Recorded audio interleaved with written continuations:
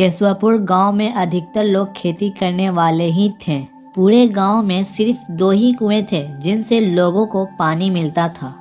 कुछ समय बाद गांव का एक कुआं पूरी तरह सूख गया। अब पूरे गांव के लोग पानी की ज़रूरत के लिए एक ही कुएं पर निर्भर थे। दूसरे कुएं से पानी भरते भरते लोगों को लगा कि कुएं में कोई भूत रहता है। जब गांव के किसान कुएं से पानी भरते थे तो उन्हें अजीब सी आवाज़ें सुनाई देती थी। खेती करने वाले पुरुष की पत्नी डर के मारे कुएं के आसपास भी नहीं आती थी। धीरे धीरे पूरे गांव में बात फैल गई कि कुआं भूतिया है। अब रात के समय कोई भी कुएं के पास नहीं जाता था। दूसरे दिन सुबह होते ही गांव का एक बच्चा कहीं खो गया। काफी ढूंढने के बाद भी बच्चा नहीं मिला तो अरे भाई, पूरे गांव में ढूंढ लिया, बच्चा कहीं नहीं है। अरे भाई, मैं तो कहता हूँ कि हम लोग कुएं के पास जाकर देखते हैं। कुछ लोग कुएं के पास बच्चों को देखने के लिए गए। वहां पहुंचे लोगों ने बच्चों को कुएं के अंदर मरा हुआ पाया।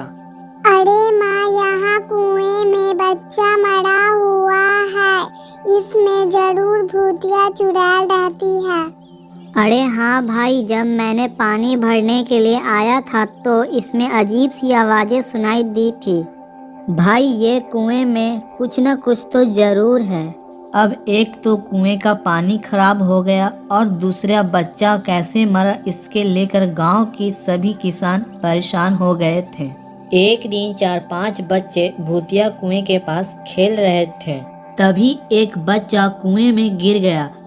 उसके चीखने की आवाज़ सुनकर पूरे गांव वाले दौड़ते हुए भूतिया कुएं के पास पहुंचे। उन्होंने कुएं के अंदर देखा तो बच्चा मरा हुआ दिखाई दिया।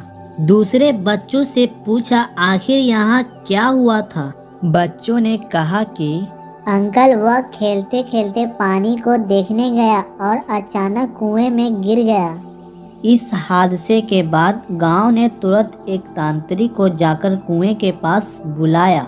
वहां पहुंचकर तांत्रिक ने बहुत सारे मंत्र पढ़े, जिससे सुनकर चुड़ैल सबके सामने आ गई। तांत्रिक ने अपनी विद्या का इस्तेमाल करके उस कुएं को छोड़कर जाने के लिए कहा। भूत ने तांत्रिक की बात को मानने से इनकार कर दिया। तांत्रिक ने पूछा, तुम क्यों नहीं जाओगी? तुम बच्चों को मार रही हो, इसलिए तुम्हें जाना ही होगा। चुड़ैल भूतिया ने जवाब दिया, कुएं में सालों से मेरा पूरा खानदान रहते आ रहा है, मैं यहाँ से बिल्कुल नहीं जाऊंगी। इतना कहकर चुड़ैल कुएं के अंदर चली गई। अब तांत्रिक ने गांव के लोगों से कहा कि कुएं का मुंह ढांक दो, ऐसा करने से हादसे नहीं होंगे। यह सुनते ही गांव का मुखिया तुरंत काम शुरू करवा दिया।